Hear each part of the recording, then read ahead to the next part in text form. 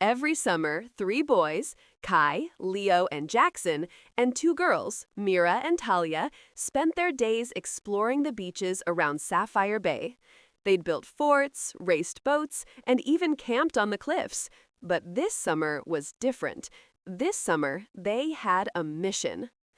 Kai had found an old, water-stained map in his grandfather. The water grew darker as they approached the cliffs where the ship had sunk. They anchored the boat, put on their gear, and leapt in. The sea wrapped around them cool and quiet. Schools of fish darted past like flickers of silver. Below them, rocks and coral fields stretched out like an underwater maze. There, Jackson motioned, pointing to a shadowy shape in the sand. The silhouette of a broken hull came into view, covered with seaweed and patches of coral. The wooden figurehead of a serpent still clung to the bow, its eyes long faded. "This is it," Mira whispered, bubbles drifting from her mask. They swam inside the tilted frame of the ship. Old ropes floated like ghostly vines, and planks creaked under the shifting currents. Leo shined his lantern around. The cargo hold should be this way. He was right. Half buried in sand rested a wooden chest, cracked but still closed tight. Kai motioned for help, and together they cleared the sand away.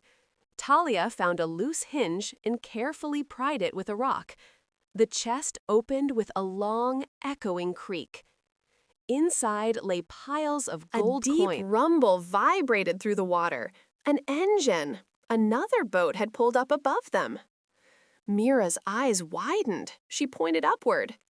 3 local thieves, men known around Sapphire Bay for stealing boats and fishing gear, had followed them. Maybe they'd overheard the kids talking about treasure. Maybe they'd been watching from the cliffs. But either way, they were here. The thieves dove in, flippers cutting through the water as they swam straight toward the shipwreck. "Take the chest, now!"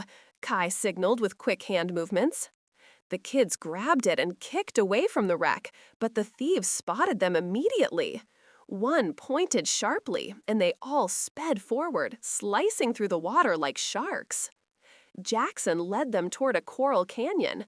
The water narrowed into twisting passages formed by tall pillars of reef. "This way," Mira. They hauled the heavy chest inside and paddled toward the beach, hearts pounding. Only when their feet touched the warm sand did they allow themselves to breathe again.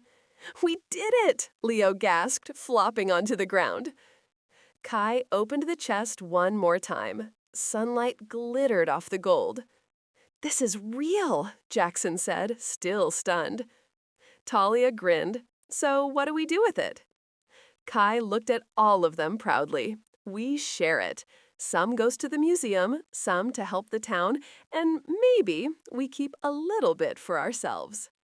The 5 friends laughed.